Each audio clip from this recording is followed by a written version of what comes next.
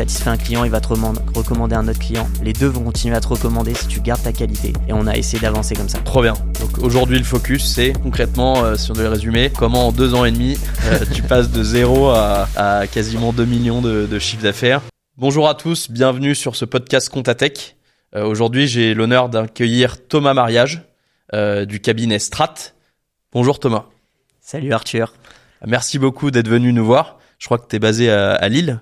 Ouais, c'est ça. T'es Merci venu, à toi de nous recevoir. Hein. Du coup, ce que je te propose, c'est de commencer par te présenter tout simplement. Quel est ton parcours par où t'es passé avant de fonder Strat? Yes. Du coup, moi, c'est Thomas Mariage. Je suis expert comptable. Sur mes études, c'est très traditionnel. Quel âge? Désolé. 27 ans expert comptable. Et j'ai 31 ans aujourd'hui. Ok, trop bien. Parcours scolaire hyper traditionnel, bac S. J'ai enchaîné sur une licence master CSCA et après le DEC. En expérience professionnelle, j'ai 2 grandes expériences professionnelles avant d'avoir créé Strat.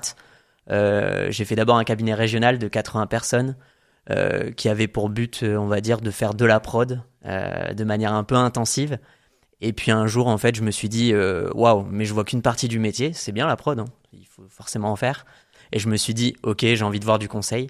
Et là, je suis parti, on va dire, chez un très gros, réaliser vraiment pour le coup du conseil, optimisation fiscale. Un Big Four, c'est ça ou... Le Five, on va Big dire. Five, si ok. tu vois l'idée. Okay. Et le but, c'était vraiment de se dire, ok, j'ai vu la partie prod. À partir de ça, quel conseil, en fait, je peux aller amener? Quelles sont les missions? Et par curiosité, je me suis dit, je veux absolument apprendre ça.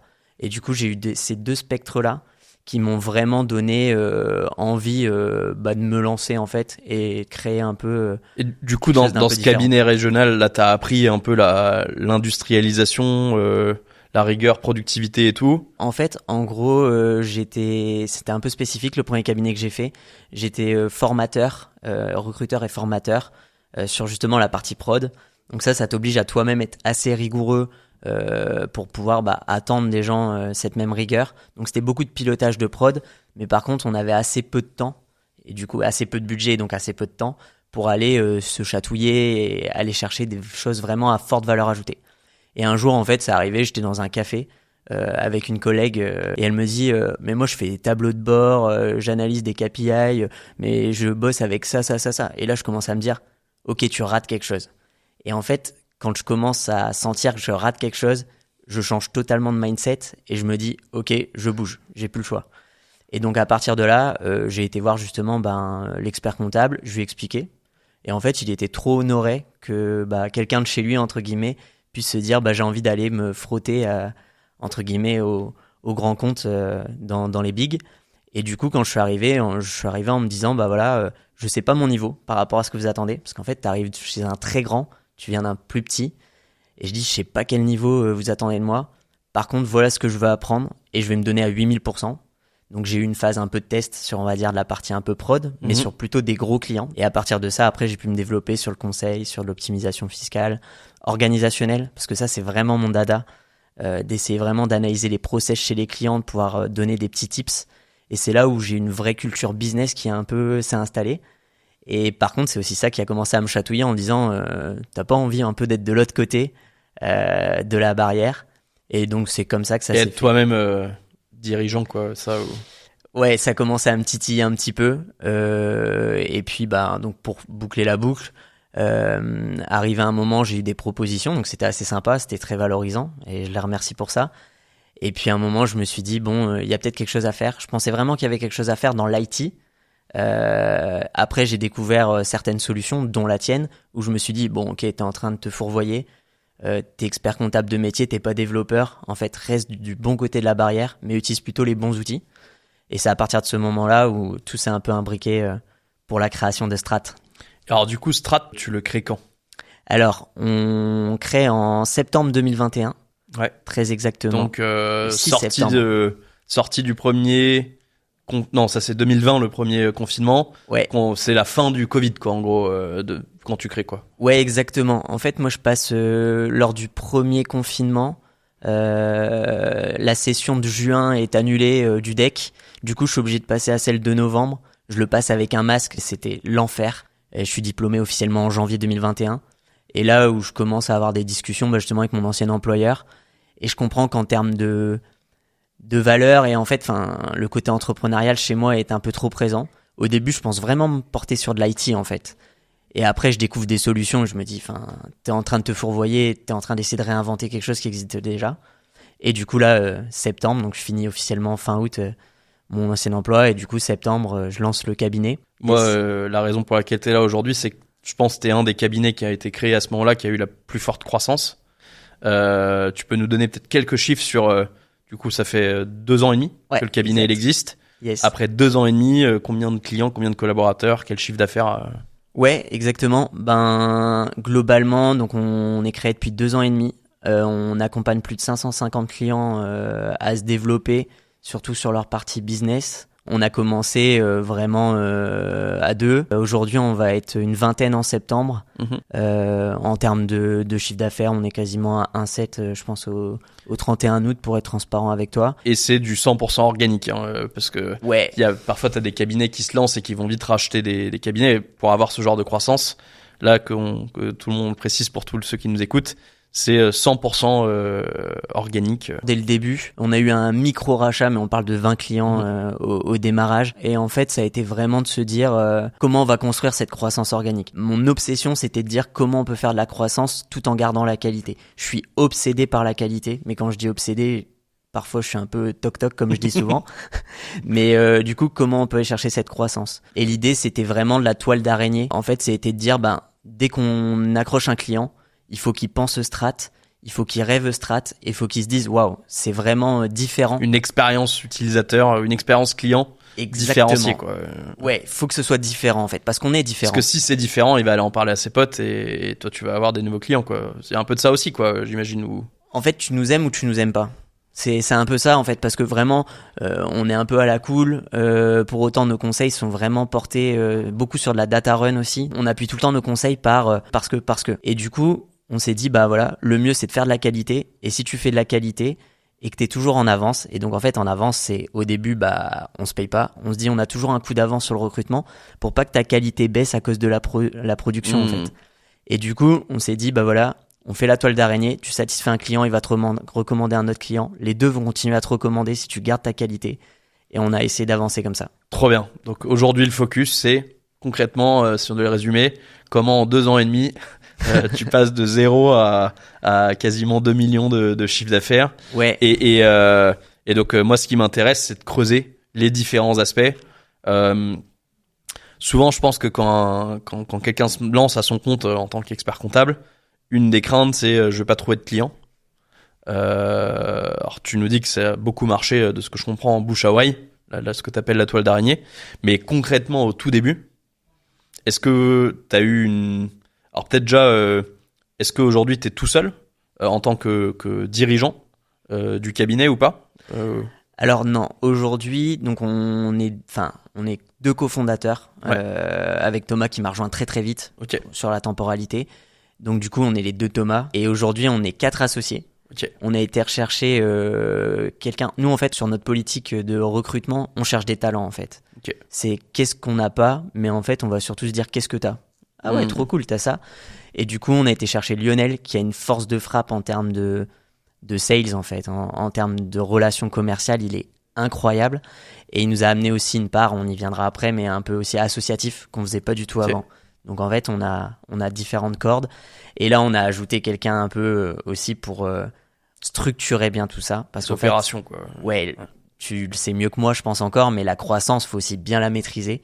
Et donc du coup, on a été chercher Nicolas, qui lui a pour but justement de vérifier que tout est carré, tout est conforme, tant sur la qualité que sur l'organisation. Donc on revient page blanche au début. C'est quoi la strat du cabinet c'est quoi la strat du cabinet pour acquérir des clients, le positionnement? Comment vous avez bossé là-dessus peut-être déjà? Ouais, d'abord en fait c'est de dire on fait pas ce qu'on sait pas faire. Je veux pas perdre d'énergie sur un corps de métier que je maîtrise pas. Typiquement le social, ça a été directement, c'est transparent avec nos clients. On est passé par un partenaire, je maîtrise pas le social, je vais pas perdre mon énergie là-dessus. Le commissariat aux comptes, c'est la même chose. Je sais que c'est rentable entre guillemets pour les cabinets. Mais aujourd'hui, on n'a pas trouvé notre personne qui peut gérer ça. Donc on se concentre sur le cœur de métier. Après, ça a été de chercher quelqu'un de très complémentaire. Thomas, en fait, qui est vraiment basé sur la technologie, sur la prod, comment avoir de la data fiable rapidement pour permettre de faire un conseil. Et c'est là où plutôt ma brique conseil intervient. Donc en fait, on s'est dit, le conseil qu'on peut faire sur les grands comptes, allons le faire sur les TPE, PME, allons créer une vraie valeur ajoutée. Et en fait, tous les experts comptables disent, je veux faire du conseil, ok, comment tu le fais en fait? Et à partir de là, Thomas, il m'a dit, écoute, moi je te fais une promesse, tes comptes, ils seront tout le temps à jour, ta compta, tu vas l'avoir quasiment instant, et quand le client, il va décrocher, tu vas arrêter de faire au doigt mouillé ton conseil, de faire des Excel dans tous les sens, et tu auras une vraie data pour faire le conseil. Donc la promesse vis-à-vis de nos clients, c'est de dire... C'est de démocratiser en gros ce à quoi pouvaient prétendre jusque-là les grands comptes pour la TPE, PME, quoi. C'est exactement ça. Et on leur explique que du coup, par contre, ils doivent jouer le jeu. Et c'est important, on essaye au maximum de responsabiliser nos clients par rapport à ça. Si vous ne donnez pas la data en entrée, on ne pourra pas faire le conseil à la sortie. Donc tout l'enjeu des équipes de Thomas, c'est d'expliquer ça aux clients et de dire, faut que votre penny lane soit nickel. Comme ça, quand vous basculez, que vous passez entre guillemets sur est-ce que je peux acheter ma voiture, est-ce que je la prends en leasing, mais je vais pouvoir déduire combien et mon atterrissage de résultats. Nous, on a la data pour tirer le trait et dire, ouais, prends-la ta Tesla, c'est trop cool, vas-y Arthur, fonce. Ok. Donc le positionnement, c'est conseil, data-driven. Ouais. En gros, tant que tu joues le jeu, moi je sais traiter ta donnée au fil de l'eau et du coup te donner du conseil au fur et à mesure, y compris proactif. Comment tu as réussi à faire comprendre à tes prospects, à tes clients, que chez toi c'était différent? T'as investi un peu dans du marketing ou... Alors, il y a eu un avant et un après. Le après, c'est on est passé par Alexis Lama, pour pas le nommer, sur la partie c'est vraiment... le cabinet Booster Digital, ouais, ça. Ouais. Booster Digital, exactement. Enfin, qui est spécialiste sur les experts comptables, sur la stratégie, marketing, mais aussi stratégie en... Parce que souvent, on pense beaucoup au mot digital dans Booster Digital, mais vraiment, pour le coup, c'est un vrai stratège en tant que tel. Et en fait, il nous a juste écouté. Ça, j'ai adoré cette approche-là. Il nous a écouté, il a dit, parlez-moi du cabinet. Et en fait, premier rendez-vous, tu te dis, ok. Deuxième rendez-vous, tu te dis, ok. Et après, en fait, il dit, voilà, ce que vous faites, c'est ça, ça, ça. Et en fait, moi, j'avais une vraie frustration. C'est qu'en fait, je m'étais rendu compte sur le premier cabinet, si on reprend mon expérience, que on était un peu vu comme low cost. Et tu peux pas faire ton conseil, mais tu fais bien la partie assurantielle. Et pareil, sur ma deuxième expérience, plutôt, en fait, tu coûtes très cher, donc tu peux capter qu'une seule partie du client. Et en gros, notre strat, ça a été de dire, en fait, on va déjà découper les clients en secteur d'activité, ce que tout le monde fait un peu, parce que la compta est plus ou moins difficile. Et après, en fait, on va faire des gammes. Pourquoi ? Parce que quand tu arrives chez un concessionnaire, je prends tout le temps le secteur automobile parce que tout le monde voit bien la situation. Tu arrives, d'abord, tu te dis, ok, j'ai 2 enfants, j'ai un chien, j'ai un gros golden retriever, il me faut un 4x4. Ok, et suivez. Mais après, en fonction aussi de tes moyens, mais aussi en fonction de tes besoins, et c'est important de l'entendre, tu peux aller, je vais pas citer de marque, mais tu peux aller sur du low cost, mais qui va faire le travail de A à B, tu vas arriver à ton point de départ, ou tu peux aller sur du très haut de gamme, où tu as le siège chauffant, etc., etc. Et le but, ça a été de proposer des gammes, donc 3 gammes, globalement Smart, Business et Premium, en disant, quoi qu'il arrive, on a un bon rapport qualité-prix sur n'importe lesquelles de cette gamme. Et toi, Arthur, imaginons, t'es un génie de la finance, juste t'as pas envie de faire ta liasse fiscale, t'es très bien sur du smart, et en fait j'ai rien à t'apporter en valeur ajoutée, tu vas t'entendre super bien avec les équipes de Thomas, et en fait tout est cool.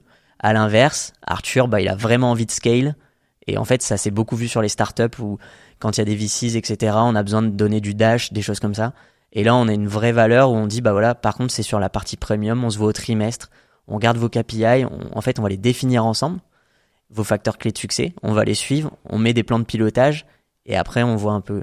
Donc tu as ce truc-là d'avoir une offre en fait très claire où ton prospect ou ton client sait ce qu'il va avoir et ce qu'il va pas avoir.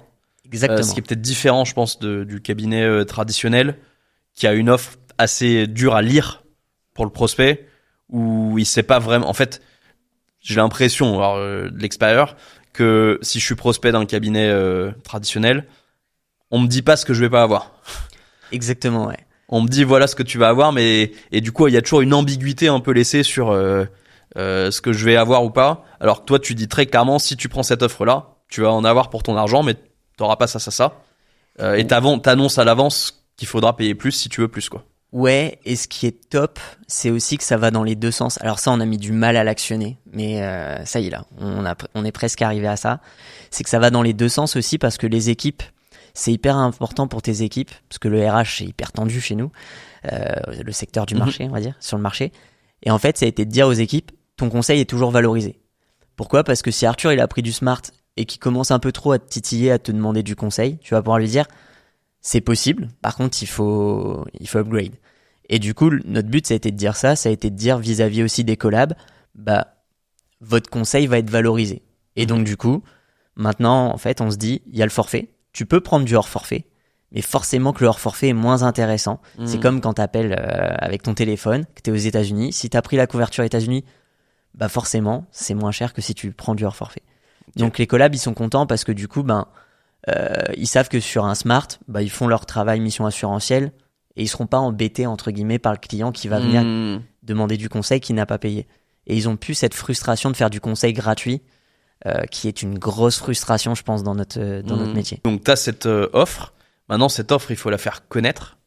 Ouais. Comment concrètement t'as fait connaître ton offre à tous tes clients que t'as acquis Alors, on a... T'as testé plein de trucs, j'imagine. Ouais.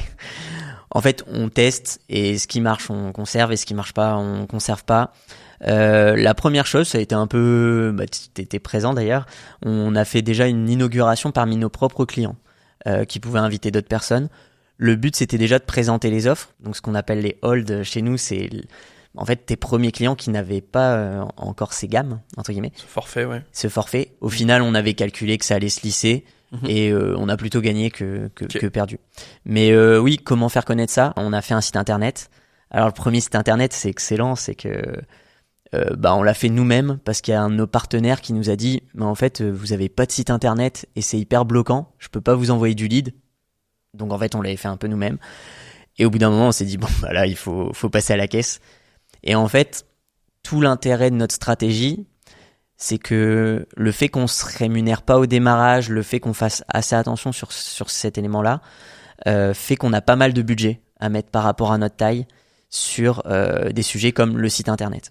Donc du coup, on a fait un site qui est plutôt sympa. On croit vraiment au fait que, au final, quand ça joue entre plusieurs cabinets, à un moment, tu vas quand même aller regarder les avis Google. Donc on essaie vraiment de faire attention à ça. Et après, honnêtement, beaucoup de bouche à oreille. Ouais. Ça paraît pas très fun et pas très, novateur. Mais en fait, faire de la qualité avec tes clients et t'as une reco quasiment instant, quoi. T'as testé d'autres choses qui ont pas marché, genre marketing payant, du AdWords, des trucs de parrainage, ouais. Ou comme ça tu vas permettre à ceux qui se lancent de pas perdre de temps. Le ads, aujourd'hui, moi, j'y crois pas trop. Alors, je vais te dire pourquoi, mais c'est mon positionnement qui fait ça. Nous, on n'est pas le cabinet le moins cher du marché. Faut être transparent. Un client, et ça, on a mis longtemps à le comprendre, mais on l'a compris. Quand je dis longtemps, c'est 6 mois, mais après, faut y tenir. Un client qui est price sensitive dès le début, en fait, il colle pas avec notre offre. Je dis pas qu'il est pas bon, mais en fait, il colle pas avec nous. Et il va être frustré, ça va pas aller. Et donc, du coup, le problème du ads, c'est que généralement, tu vas quand même aller chercher plutôt des gens qui cherchent un prix. Ouais. Alors que quelqu'un qui t'a connu à travers un podcast, ça c'est quelque chose par exemple qui nous est déjà arrivé, lui il est déjà un peu convaincu, il connaît ton mindset, il voit déjà un peu où tu veux aller. Et en fait on va construire une bien meilleure relation. Surtout que sur le ads, c'est quand même une expertise, c'est-à-dire que tu vas forcément être moins bon que le cabinet low cost qui fait énormément de volume, qui du coup a sûrement quelqu'un de dédié pour faire ça. Carrément. Et moi j'entends encore des experts comptables qui me disent je vais me lancer, je vais mettre du ads. Je leur dis non, c'est pas, ça va pas marcher, quoi. Ouais. Et par contre, un truc qu'on n'a pas fait, qu'on est en train de faire, c'est plutôt de bien travailler ton site internet sur le référencement, etc. Parce que là, pour le coup, tu vas peut-être aller chercher quelqu'un qui lui vient chercher de la valeur et pas du ads pur où il a cliqué sur expert comptable pas cher, quoi. Donc genre ta spécialité ou ta localisation ou genre de choses, quoi. Ou peut-être que t'es partenaire de Ratech. Ouais. Que si quelqu'un tape expert comptable Ratech, là tu ressors bien parce que t'as de l'article, t'as du... Et c'est ça, c'est de bien comprendre aussi tes cibles. Ça, je pense que c'est un truc au démarrage où t'as tendance à vouloir faire un peu de tout. Ça a été notre stratégie forcément au démarrage, mais au fil de l'eau, tu te rends compte, nous on a une blacklist sur le secteur client, pas sur les clients, mais sur le secteur client. TVA sur marge, des choses comme ça, où en fait maintenant on recommande à des confrères quand ça arrive, on le gère pas, le process c'est un enfer et cette branche-là, on la fera pas suffisamment bien pour la faire en fait. Et ça, je pense que, tu vois, si on avait pu me le dire un peu avant, je me serais dit, pose-toi sur une feuille en te disant déjà, on avait une blacklist mais qui était assez réduite au début. Et en fait, je pense que... Et c'est quoi peut-être les derniers trucs que tu as rajoutés à ta blacklist On est parti des zones de risque, donc c'était véhicules d'occasion, des choses où tu peux avoir facilement des problèmes et tu perds beaucoup de temps, on va dire. Et après, en fait, TVA sur marge. Et la dernière qu'on a rajoutée, sauf pour nos clients historiques, c'est plutôt sur la partie bâtiment, BTP, etc. Il y a des gens qui font ça mieux que nous. Et on pense aussi qu'à un moment, il y aura une spécialisation un peu aussi du marché. Mais bon, on pourra y revenir après. Mais globalement, les gens dans le bâtiment ont des besoins tellement spécifiques que soit tu as une équipe, je pense, qui est un peu dédiée, soit tu peux être un peu en sous-performance par rapport au niveau de qualité qu'on veut mettre. Tu vois, juste avant, en train d'enregistrer un autre épisode avec Grégoire Proust du cabinet Impulsa. Lui, ils ont fait 50% de leur croissance avec de la croissance externe et 50% avec de l'organique. Est-ce que c'est une piste que vous avez explorée ou c'était de toute façon pas considéré Et est-ce que tu penses qu'aujourd'hui ça t'a coûté moins cher et quels sont peut-être les autres avantages? T'es sûr que tous les gens, les clients, les collabs, ils sont tous dans ton ADN, dans ton moule ou... Au démarrage, on l'aurait pas fait. Parce qu'on considère que c'est tellement spécifique, difficile, et je pense que le mot difficile, la croissance externe, à mon avis, il faut déjà être bien costaud. On n'avait pas les fondations, tu vois, nécessaires pour pouvoir ajouter des étages au-dessus de notre fusée, entre guillemets. Par contre, on y pense à moyen terme, pour être transparent avec toi. On y pense parce que à un moment de ta croissance organique, tu devras, je pense qu'il y a un moment où tu vas un peu plafonner, et tu devras savoir actionner. On n'est pas arrivé à ce moment-là. Demain, après, il y a 2 croissances externes, je pense, sur notre métier. Tu as soit juste de l'absorption de portefeuille, soit tu intègres vraiment des équipes. Et pour le coup, intégrer des équipes, je pense que tu as un vrai travail à faire. Nous, notre équipe, elle s'est créée un peu de manière naturelle et on a des process qui font que tout va très vite. Et demain, tu intègres un cabinet qui a moins cette habitude-là, qui a 10 ans, 15 ans. Moi, je l'ai vu. De vieilles habitudes, quoi. Les freins au changement, je l'ai vu dans mes anciennes expériences. Faut se lever tôt. Donc, il y a ces 2 types de croissance externe. Tant que la croissance organique est là et qu'elle nous satisfait, oui, on l'a en tant que projet, on est prêt. Mais pour l'instant, on a plein d'autres pistes à aller explorer. Et en fait, on aurait l'impression de ne pas avoir fini l'histoire déjà avec ce premier cabinet pour aller en intégrer un autre. Et alors, toujours en parlant de l'acquisition client, je pense qu'un truc que vous avez bien fait de ce que j'ai compris, c'est qu'en vrai, vous avez des clients partout en France. Vous avez commencé à Lille, mais je sais pas quelle est la part des clients qui sont autour de chez vous versus ceux qui sont plus loin. Alors, j'ai pas la stat exacte pour être transparent avec toi, mais je peux te le faire à la louche. Globalement, on va dire qu'il y a 50% nord de Paris. On a 30% à mon avis qui sont parisiens, il doit rester 20% qui sont vraiment dans les autres provinces. C'était une stratégie forte. Encore une fois, là faut rendre à Thomas ce qui est à Thomas. Donc c'est l'autre Thomas. Lui il vient d'un cabinet très digital et en fait il m'a dit t'inquiète pas, tu vas faire ton conseil à travers des visios, les gens seront très contents et on fera un tour de France une fois par an. Alors du coup de temps en temps on met nos sacs et on fait un peu le tour de France et du coup on a préféré fermer des secteurs en se disant c'est pas grave parce que le secteur géographique fait qu'on va pouvoir aller chercher suffisamment de clients sur des choses qu'on fait très bien entre guillemets. Et alors petite parenthèse, le seul truc qui est un peu gênant c'est en cas de contrôle fiscal. Parce que là, pour le coup, ton client, il a tellement peur qu'il a besoin que tu sois là en physique. Ça nous est arrivé récemment à Valence, Lille-Valence. Et j'ai fait l'aller-retour sur la journée en disant on sera à côté de vous face au contrôleur. Parce que ça, c'est un peu la limite. Les gens n'ont pas besoin de te voir en physique. Quand il y a le contrôleur qui doivent le recevoir... T'as envie d'être accompagné par ton... Ouais, là, la visio suffit pas. Pas ton avocat, mais celui qui te défend. Ouais, la visio suffit pas, quoi. Ouais. Là, pour le coup, il a besoin que tu sois physiquement à côté de lui et que tu sois ancré à côté de lui. Et ça, on l'entend. Et du coup, on s'est dit, sur des missions ponctuelles comme ça, one shot, oui, en gros, on va perdre de l'argent, mais c'est pas grave. Et puis, il va sûrement te recommander à d'autres clients en disant, il m'a pas lâché, même s'il était loin, il a pris le train pour venir avec moi, être à mes côtés.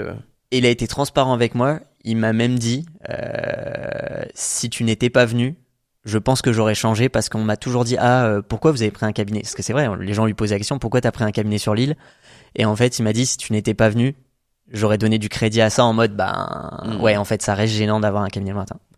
Ok. Mais sinon sur le courant 99% du temps la visio suffit, et si t'arrives à passer de temps en temps sur un Tour de France c'est sympa quoi. Et alors tes clients sont potentiellement en remote entre guillemets, enfin dans d'autres coins de France. En revanche tes équipes, elles sont toutes dans vos super locaux à Lille ou... Ouais, pour l'instant c'est clairement le cas, on est tous à Lille. Ça c'est pas trop gênant pour nous, mais par contre on pense vraiment qu'il faut être en équipe, en meute comme on dit souvent. Moi j'y crois ça, parce que je suis venu dans les locaux pour l'inauguration comme tu disais. Tu sens qu'il y a une âme quoi. Ouais c'est ça. Les gens sont attachés à l'histoire qui est jeune, mais les gens sont attachés, ils ont l'impression de faire partie. Nous on pense vraiment au fait, comme je te disais, d'aller chercher des talents. Ça veut dire que chaque personne a quelque chose à amener de supplémentaire à son travail. Ça peut être une spécialisation. Je prends Pierre au hasard dans notre équipe. Lui travaillait chez KPMG, pour être transparent avec toi, sur la partie vraiment start-up. Donc en fait, on spécialise pas les gens parce qu'on a compris que ça les gens n'aimaient pas en fait. Ils n'aiment pas être mis dans une case quoi. Ouais, il en pouvait plus de faire que de la start-up. Il nous a fait rire parce qu'en fait au bout de son 3e bilan il fait c'est la première fois que je vois un bénéfice et un IS payé. Et il dit je voyais que du déficit. Donc on en rigolait. Mais par contre en fait la mission, si t'as un talent, c'est de dire par contre tu vas le diffuser aux autres. On vous spécialise pas, mais t'es référent technique sur cette partie-là. Et donc du coup, après on a Thibaut sur la partie plutôt immobilier, on a Victoire qui va gérer plutôt de la bonne PME, mais plutôt on va dire de région entre guillemets. Donc en fait, chacun a sa corde en plus à son arc, mais du coup ça crée, après on s'appelle les stratoniens entre guillemets, mais ça crée vraiment une cohésion où en fait, si t'as une question startup Arthur, t'es pas spécialiste de la startup, en fait tu peux te dire, j'ai un collègue qui va venir m'aider, et pour autant c'est mon dossier, et en fait du coup je fais quand même de tout. Mais j'ai jamais peur d'être face à une question à laquelle je peux pas répondre en fait. Ok. Donc des gens qui sont à Lille, qui viennent au bureau, ils vont chez les clients ou pas? Pour le coup, ou c'est surtout de la visio comme tu disais.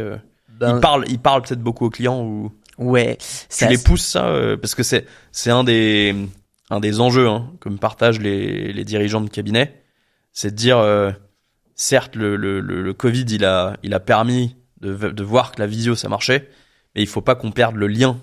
C'est ça qui fait notre force quoi, le lien avec le client, et pas parler que de compta. C'est souvent à la machine à café que t'apprends ce qui se passe dans la boîte et tout. Comment tu t'assures que tes équipes elles gardent ce lien avec le client quoi?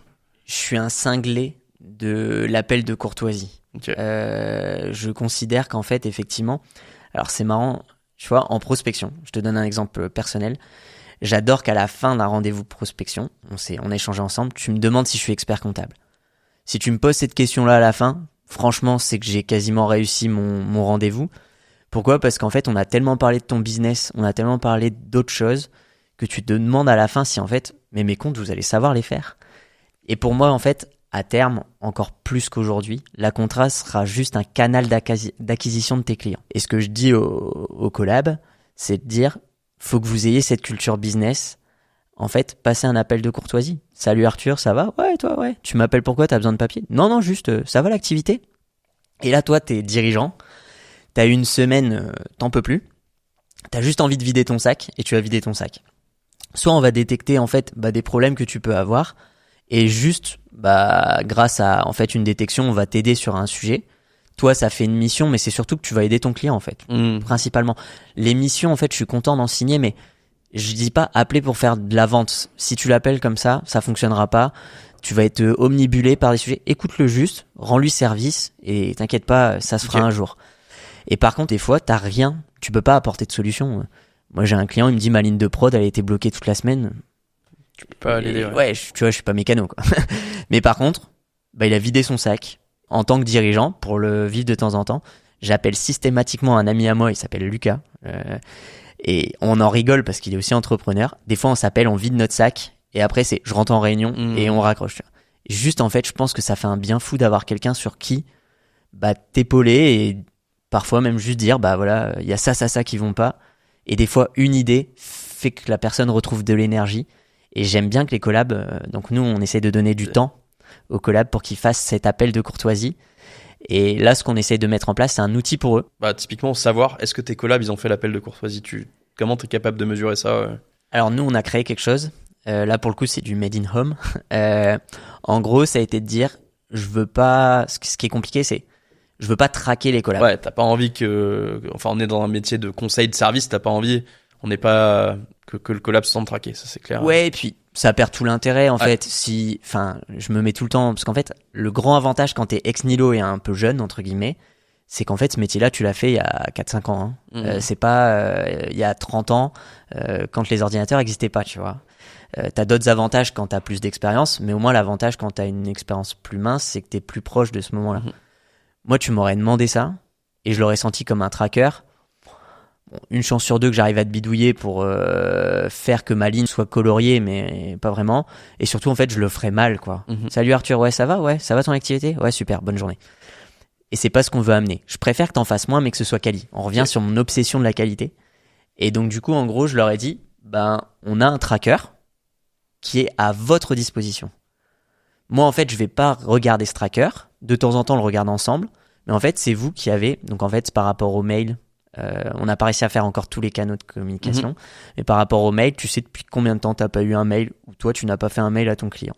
Et en fait, on a les deux compteurs. C'est intéressant. Et tu utilises quoi? T'as un CRM? T'as un outil de communication client? Enfin, c'est quoi le... Alors aujourd'hui, c'est Made in Home. Comme je te disais, ça passe par Make. Voilà, Okay. C'est du Vous no-code. Vous avez un CRM ou pas? En fait, c'est le gros débat. Okay. Ça, c'est le projet. On est en quelle année là? 2024. Ouais. En gros, c'est parce qu'en fait, on a construit un CRM via Notion avec du no-code qui fait que ça rentre, ça sort, ça rentre, ça sort. Ouais. Aujourd'hui, c'est efficace, mais c'est pas efficient. Et en fait, à un moment, on revient toujours au même sujet, c'est qu'il y a des gens qui font ça mieux que toi. Arrête de t'acharner à mettre des patchs partout. Et en fait, un peu comme quand j'ai hésité à faire de l'IT au démarrage, là, on a passé le cap. Lionel, par exemple, il nous dit moi, j'adore ça, mais pour piloter, j'ai vraiment besoin de ces stats. On met des patchs de partout. Et en fait, on se dit il faut avancer. Ok. Donc, vous allez a priori prendre un CRM ou un... Alors, on va prendre un CRM. Mais aussi, on s'est dit qu'on veut pas changer de CRM tous les 2 ans. Ouais. Parce que c'est le conseil qu'on fait à nos clients. Donc, je dis souvent, conseille-toi comme si t'étais ton client. Et donc, du coup, là, on se dit, on va aller directement vers HubSpot, en fait, qui, selon nous, est quand même plutôt balèze pour notre taille. Et on se dit que c'est là-dessus qu'il faut aller. On a hésité avec Pipedrive, mais qui a l'air peut-être un peu trop léger. Je vais dire aux équipes, on rechange. Et tu dois savoir ce que c'est, changer un CRM. Ouais. Ok, super clair. Donc tu t'arrives à faire que tes collabs fassent les appels de courtoisie. Ils font quand même un peu de remote ou ils ont le droit de bosser de chez eux? Ouais, alors ça a été un grand débat entre guillemets, mais qui a pas lieu d'avoir en fait. Nous, c'est assez libre. Et en fait, si les gens tirent sont dans ta meute. Moi, il n'y a pas de sujet, je leur dis tout le temps. Donc nous, c'est 2 jours, je crois, de mémoire. Mais en fait, pour nous, il n'y a pas de sujet. En fait, moi, ma seule règle... Tant que la personne fait son boulot... Ouais, c'est ne me mens pas.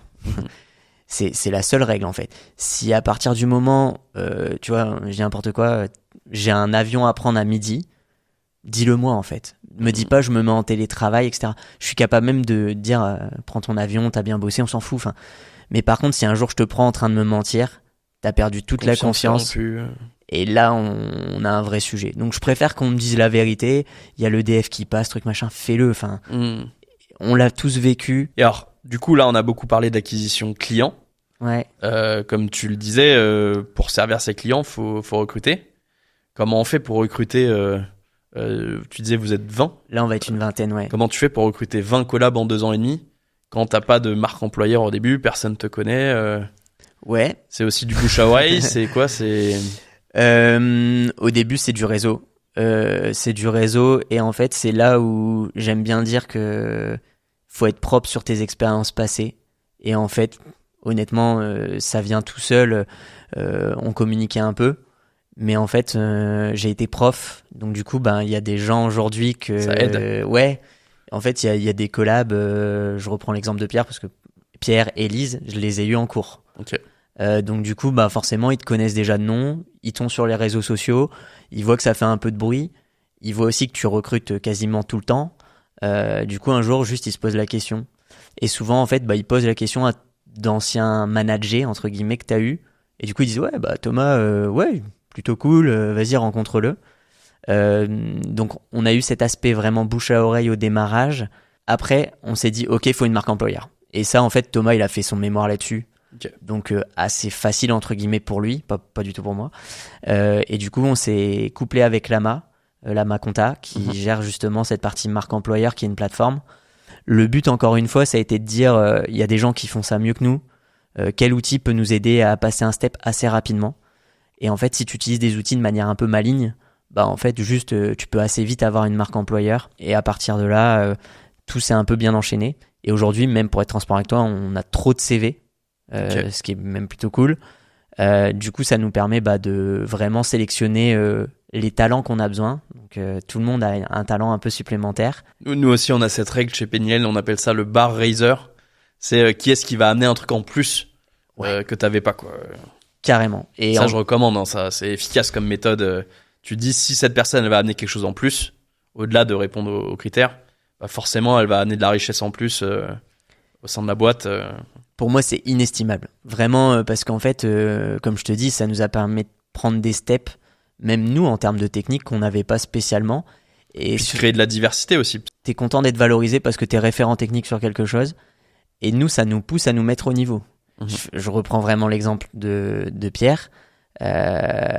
Startup, premier jour, on fait un dossier ensemble.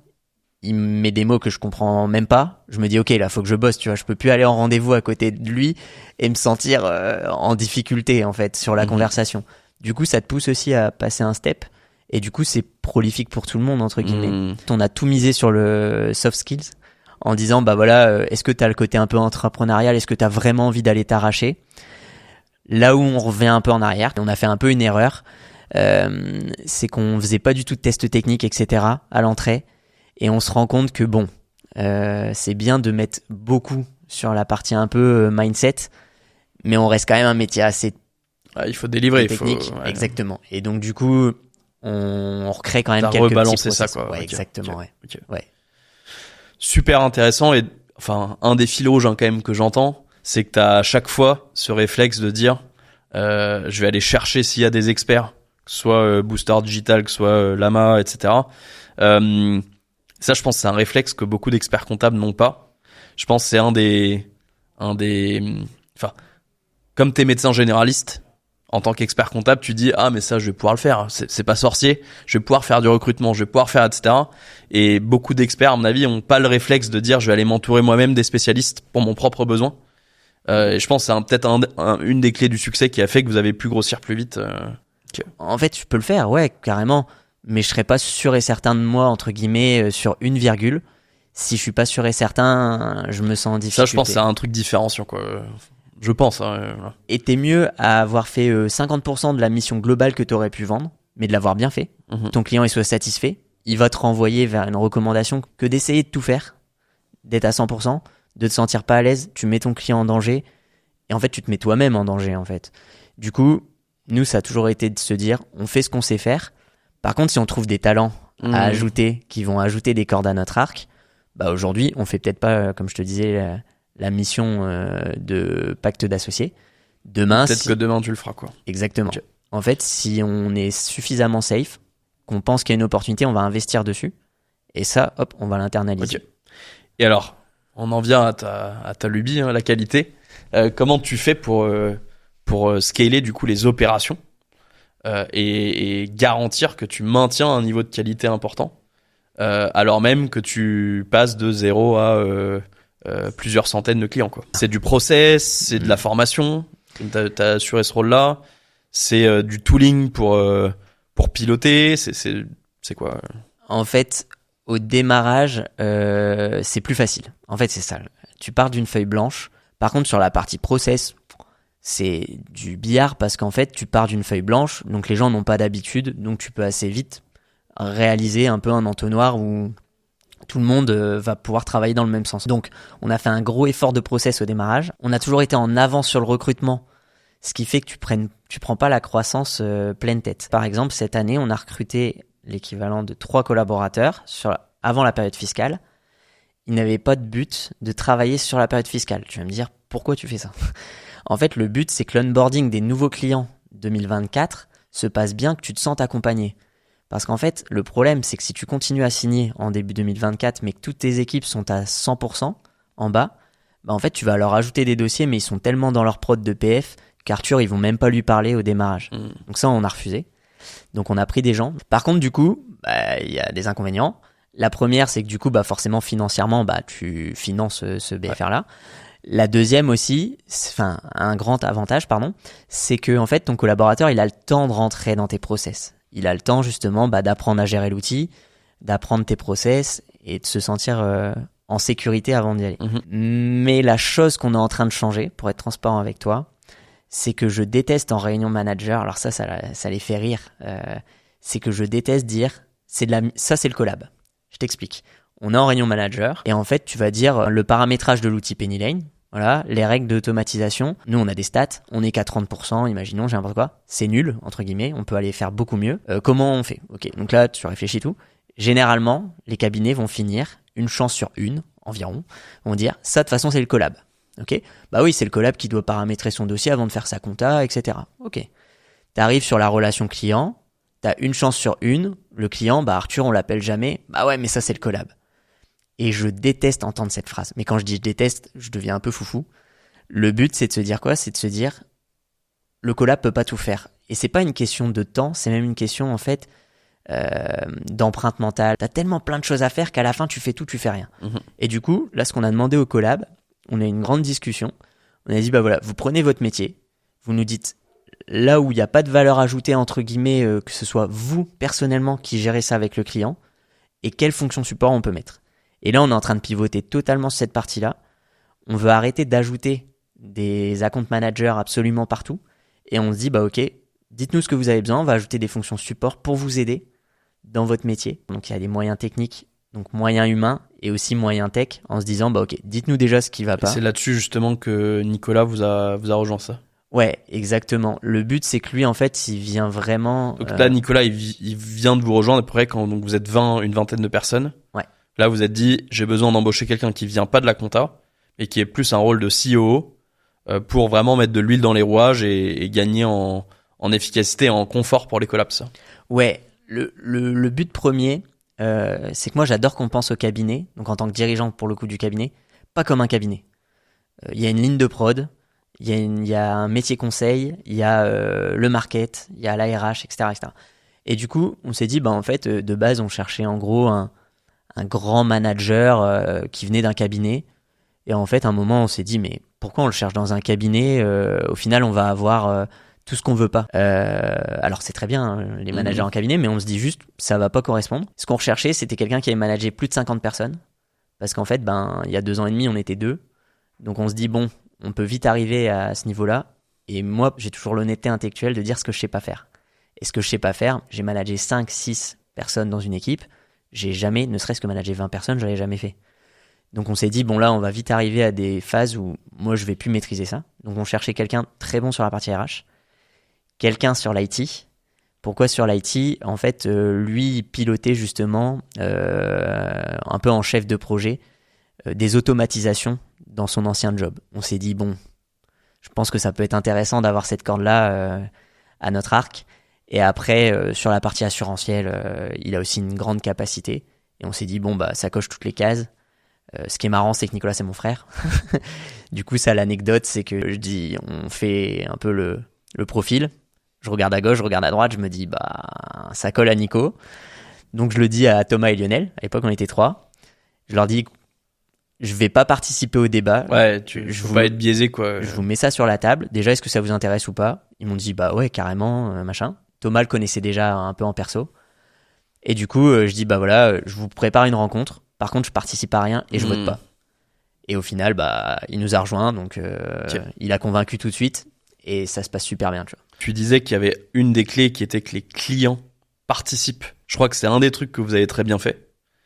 C'est que vous avez vraiment, quand vous signez un nouveau client, vous l'onboardez notamment sur Penny Lane, pour lui expliquer comment, enfin, que tous les tuyaux sont bien branchés et ce que lui il doit faire, quoi. Est-ce que ça c'était le rôle du collab? C'est toujours le rôle du collab? C'est un onboarder? C'est quoi le... Ça, c'est drôle parce qu'on a déjà changé 2 fois Okay. et on risque de rechanger, je t'avoue. L'onboarding, pour nous, c'est crucial. Je fais souvent des parallèles avec la vie perso. Si à ton date, ça se passe mal, tu vas pas plus loin. Mais aussi, si les 3 premiers mois de relation avec ta copine, ça bat de l'aile, personne communique, en fait, tu prends tellement un axe biaisé que tu n'arriveras jamais à retrouver ta relation. Donc on sait qu'on a un effort conséquent à faire dès le démarrage pour que ça se passe bien en fait avec ton client. Ça part sur plein de choses. Nous effectivement on oblige un petit peu le client, faut être transparent, à utiliser certains outils, dont Penny Lane.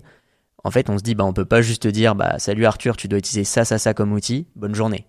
Donc en fait on se dit on prend un temps avec le client pour justement le gérer, l'aider à comprendre l'intérêt que lui-même a à bien gérer les outils. Et après aussi à la relation client, le but, c'est de dire que tu rappelles ton client à 30 jours, 60 jours, 90 jours pour vérifier, qu'il utilise toujours bien les outils. Mais en fait, il y a toujours une question comptable qui traîne, il y a toujours, etc. Et à partir du moment où tu as créé cette relation, le client aura le réflexe de t'appeler quand il a une question. Donc, sur les 90 premiers jours, on essaie d'être très présent. Je dis bien on essaye, faut être transparent aussi, des fois tu te loupes.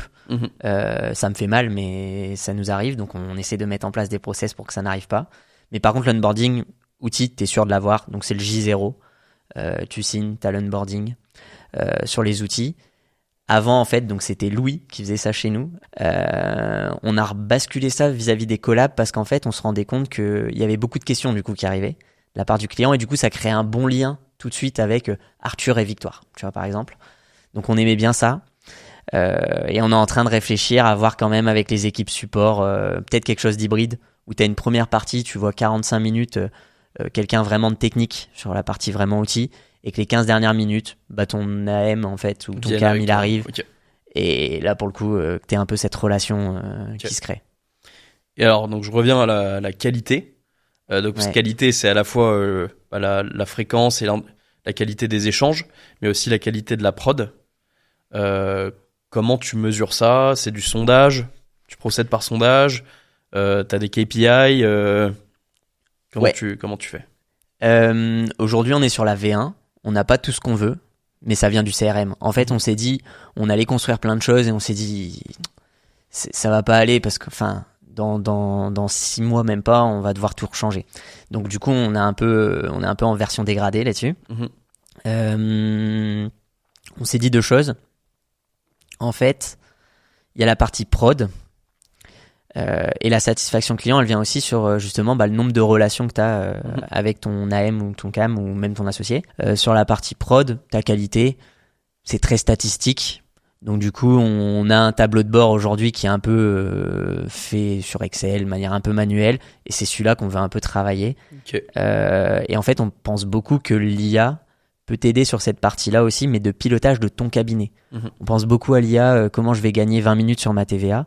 Mais en fait, moi déjà, si l'IA elle me disait, j'ai n'importe quoi, je vais pas citer de nom là pour le coup, mais X est en difficulté, faut que tu ailles l'aider. Moi, c'est un super indicateur parce que je sais que je dois venir t'aider sur tel sujet.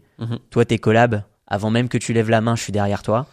Et on croit beaucoup en ça en fait. On pense que il faut absolument que tu aies un lien avec ton client, mais les clients consomment pas de la même manière. Tu as des clients, ils veulent que tu les appelles très souvent. T'as des clients, je vais être transparent avec toi, ça les fait chier en fait. Donc du coup, c'est aussi de savoir mesurer ça. Et ça, dans le CRM, mettre la bonne donnée pour gérer cette partie-là en fait. Je sais pas si ça répond à ta question. Ouais, non, parce que je suis parti et du coup... non, mais donc t'as des... Enfin, tu vas utiliser l'IA, mais t'as surtout, tu pilotes certaines KPIs. C'est ça, plus ou j'imagine, dans ce que tu suis dans ton Excel. C'est genre combien j'ai de factures en attente de traitement, combien j'ai de... Effectivement, donc ça c'est la première strat, sans faire de jeu de mots. La deuxième, en fait, moi je crois beaucoup au contrôle en oblique. Je vais prendre un test. Ça c'est du sondage. Exactement, ouais. Je vais aller sonder 10 dossiers. Et si je trouve un truc, il y a plus de chances que tu retombes au tirage au sort. Et en fait, pour vraiment répondre sur la partie qualité... Nous, on va prendre un salarié pour le coup, contrôleur qualité en fait. Comme je te disais, en fait, on revient un peu au fait d'arrêter d'ajouter uniquement des account managers et de dire comment on peut gérer ça autrement. Et en fait, c'est quelqu'un qui sera monsieur bonne pratique au démarrage, comment bien paramétrer ton dossier, etc. Qui va peut-être gérer justement l'équipe qui va paramétrer les dossiers, mais aussi qui va faire les tableaux de bord. Et j'aimerais bien que ça soit pas nous, en tant qu'associés, qui aillent voir le collab.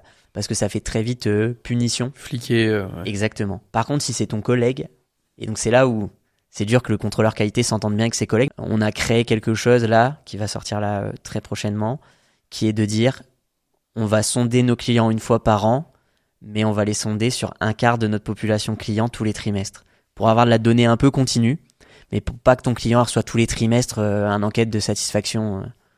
Voilà comment on a décidé. Qu'il y ait de la fatigue derrière. Ouais, et puis c'est difficile de mesurer une action sur un trimestre, sur une relation client. Et Nico, il a une phrase là-dessus, c'est transformer les pépins en pépites. C'est d'accepter vraiment toute la charge négative que peut avoir un client sur nous. Et du coup, de passer à autre chose. Mais du coup, vous mesurez quand même, enfin, je pense que c'est peut-être un des autres secret sauce, quoi.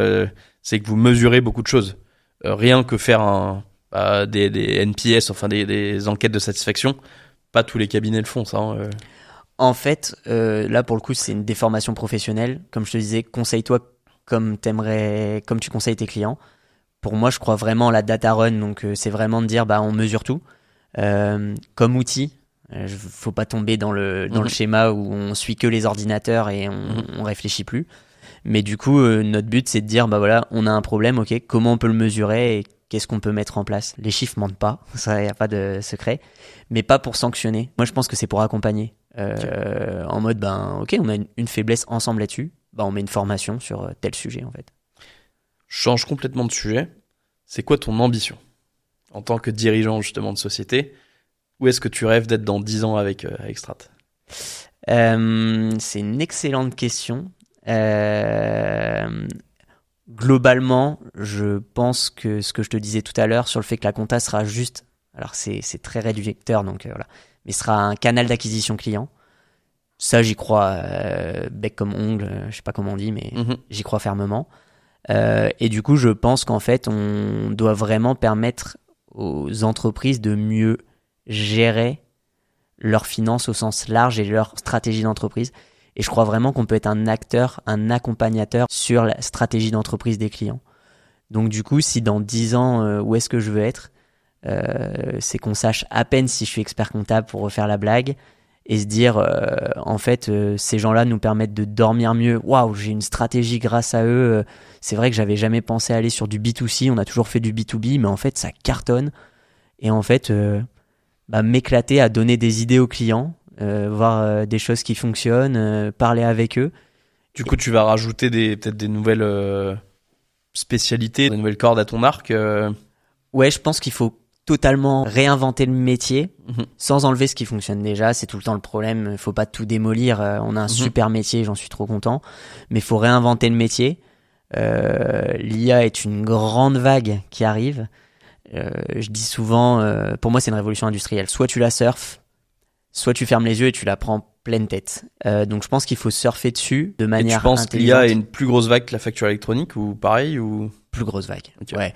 Vrai. Alors peut-être à tort. Hein. Encore une fois, j'ai pas de boule de cristal. J'ai pas de réponse. Hein, ouais. Je pense que ça va révolutionner tous les secteurs d'activité. Alors là, à part quelques exceptions. Donc en fait, on n'est pas une spécialité. J'aimais bien ton graphe qui disait que la compta allait mourir suite à l'IA et on en rigolait ensemble. Non, mais par contre, elle va réinventer les choses. Je suis très observateur. Alors, tu sais à quel point je suis très bavard. Mais là, pour le coup, je me tais beaucoup sur ce sujet. J'écoute beaucoup. Et je pense que ouais, il y a vraiment une vague à prendre.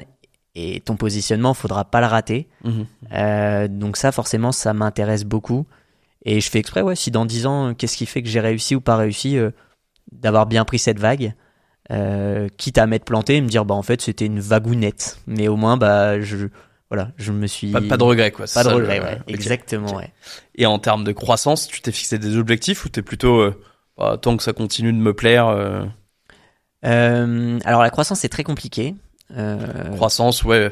Moi chez Penien, je me suis jamais fixé de. Alors on a un BP quoi, mais je me suis pas dit tiens faut que j'arrive à tel chiffre d'affaires ou tel nombre de clients. C'est plus tant que je continue de m'éclater. Et c'est un truc qui me plaît parce que tu t'es T'as des objectifs super clairs. Alors c'est très drôle ce que tu dis, parce que c'est toute la différence qu'on a entre associés, mais c'est ce qui fait notre force.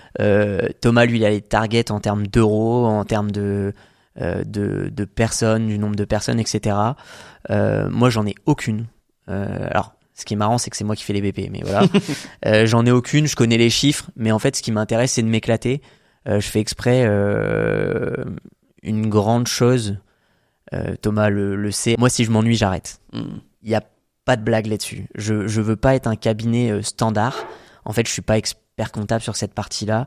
C'est un très beau métier, mais en fait, je suis un bâtisseur. Je peux pas être agriculteur, entre guillemets, cultivateur. Je peux pas me contenter d'une croissance, de bien vivre et d'arriver au bureau, de repartir comme ça. J'ai besoin d'amener des idées, j'ai besoin d'avoir des projets, j'ai besoin d'aller arracher des choses. Si je m'ennuie, je pars parce qu'en fait, je vais rien apporter à la boîte. Et du coup, ça a été un petit débat là récemment. Il n'y avait plus aucun projet qui a avancé suffisamment parce que j'étais trop pris sur un peu le courant, la prod, etc. Je pense qu'un vrai danger, et ça a été une de nos erreurs, mais t'es absorbé par ta croissance, tu regardes que tes KPI sur ta partie à toi, et en fait, tes projets, ta roadmap, il n'y a plus rien qui avance. Je pense que tu dois toi aussi essayer de tracter tout ça. Moi aussi, c'est un de mes cauchemars que tu commences à regarder ton nombril et que tu sois dans tes trucs et que tu fasses plus de l'innovation. Et comme moi, c'est ça qui m'éclate, quoi. Et c'est exactement pareil. Et donc, du coup, je suis arrivé un matin au cabinet de très mauvaise humeur. Alors, sache que si tu me connais un peu, je suis très sympa, mais quand je suis d'une humeur exécrable, je suis imbuvable et moi-même, je sais pas me voir dans une glace. Et l'avantage, bon alors là je t'avoue qu'il y a quasiment mon meilleur ami Thomas et mon frère dans la boîte, donc je t'avoue que je suis très vite Ils ont pu te le dire. Mis sur le côté et on me dit qu'est-ce qui t'arrive, et je leur ai dit exactement ce que je suis en train de te dire. J'ai dit on reprend des casquettes, donc ça a été vraiment quelque chose qu'on a bien fait. On s'est redivisé les choses pour revenir sur les process de prod. Moi je les vois plus, entre guillemets, c'est l'affaire de Thomas, il adore faire ça. Par contre je participe à sa brique. Ça veut dire quoi? Ça veut dire que Thomas c'est le référent sur la partie formation. Par contre, il y a des sujets techniques que je maîtrise mieux. Et ben en fait, s'il me demande d'être là, il faut que je sois présent. C'est un impératif. Et chacun sur sa brique doit amener ça. Moi, j'ai la brique plutôt de développement qui m'anime à 8000%. Et là, pour le coup, la roadmap, en 2 semaines, elle a repris un coup de neuf. Et on est trop content d'avoir retrouvé cet élan. Donc, pour répondre à ta question, dans 10 ans, ce qui fait que ça marche ou que ça marche pas, c'est que je me lève à 6h du matin comme s'il était 9h30. Et la blague, mais c'est pas une blague, c'est véridique, mais je vais passer pour un malade. C'est qu'en fait, moi, j'arrivais au cabinet en trottinant sur les 2 premières années. Et les 6 derniers mois, c'est là où justement je te dis que je me suis rendu compte, c'est qu'en fait, du mal à me lever à 8h, ce qui m'était jamais arrivé depuis les débuts. Et en fait, je me suis dit, ok, mets-toi une claque et faut parler en fait. Et ça serait un peu de révolutionner un peu le marché. Tout en continuant, et c'est là où en fait la complémentarité elle est essentielle. C'est que Thomas, lui, à l'inverse, il a besoin d'avoir quelque chose de très cadré, etc. Et j'en ai besoin, faut être transparent. Donc en fait, il faut que la baraque elle soit bien tenue et que tout fonctionne parfaitement bien pour que les idées qu'on ajoute créent quelque chose de cool en fait. Et on a toujours fonctionné comme ça. Et là, avec Lionel et Nico, on a des belles perspectives à venir, quoi. Est-ce que tu as un truc que tu as envie de partager à tous ceux qui nous écoutent un peu pour le mot de la fin Ouais, je pense 2 choses. La première, si demain vous hésitez à vous lancer en cabinet ex nihilo, n'hésitez pas. C'est aussi simple que ça. Et au pire, il se passe quoi en fait? Partez avec le chômage. La première subvention construisez à la création d'entreprises en France. Exactement. Non, mais c'est trop bien en fait. Bien sûr, vous avez un filet de sécurité, vous allez pouvoir mettre plus de moyens dans votre cabinet. Mais en fait, n'hésitez pas. Si vous avez un peu la culture business, moi en fait, je crois beaucoup en l'expert comptable qui a une culture business en fait. Je crois plus trop au technicien, quoi. Je crois que c'est très important d'en avoir, mais je pense qu'en fait, dans le groupe, il faut avoir des techniciens justement. Mais il faut aussi avoir des gens qui sont pas du tout techniciens, enfin, qui ont juste une culture du business et qui adorent parler. Moi, j'écoute 50 millions de podcasts juste sur ça parce que j'aime ça, en fait. Donc, mais lancez-vous. En fait, ouais, c'est ça. Mon seul conseil, c'est pose pas de questions. Si tu te poses la question, c'est qu'il est déjà trop tard. T'es déjà piqué à l'entrepreneuriat. Fonce. C'est qu'il y a un truc à faire. Entourez-vous de talents, ça c'est sûr. Ce qui est marrant, c'est qu'en fait, la personne que je suis à 30 ans est l'opposé de qui j'étais à 18 ans. Et ça se voit notamment sur les matières scolaires. Philo anglais, j'ai eu, je dois avoir 5 au bac en anglais et 6 en philo. En fait, c'est les matières à titre personnel que je développe le plus en plus en ce moment. Philo, en fait, je lis de plus en plus sur des courants. J'adore ça et je trouve qu'en fait, ça te permet de te connaître toi-même, etc. Alors que tu me vois au lycée, je me dis, mais à quoi sert cette matière? Et je trouve qu'en fait, c'est une des matières les plus importantes. Et l'anglais, je détestais ça. Et en fait, plus j'avance et plus je me rends compte qu'en fait, j'adore ça parce que ça te permet justement d'avoir du contenu un peu différenciant. Ça te permet d'aller un peu plus loin sur tel ou tel sujet. Tu continues toujours d'apprendre des nouvelles choses. C'est ça qui te motive, quoi. Carrément, apprendre en fait. Et je me suis rendu compte assez tardivement qu'en fait, ce que j'aimais, c'était pas de savoir. Alors ça, c'est une grande différence. J'ai toujours bien aimé être, je fais exprès le premier de la classe, ce qui n'était pas vrai, mais d'avoir des bonnes notes, pour tous les sens du terme. Et en fait, je me rends compte que maintenant, je préfère encore ne pas savoir et apprendre que de savoir quelque chose et le dire. Okay. Et du coup, je trouve ça assez intéressant. Voilà. Ok. C'est très super. Merci beaucoup d'être venu dans le podcast aujourd'hui. Merci à toi. Et puis plein de succès à Strat. Merci beaucoup. Top, merci.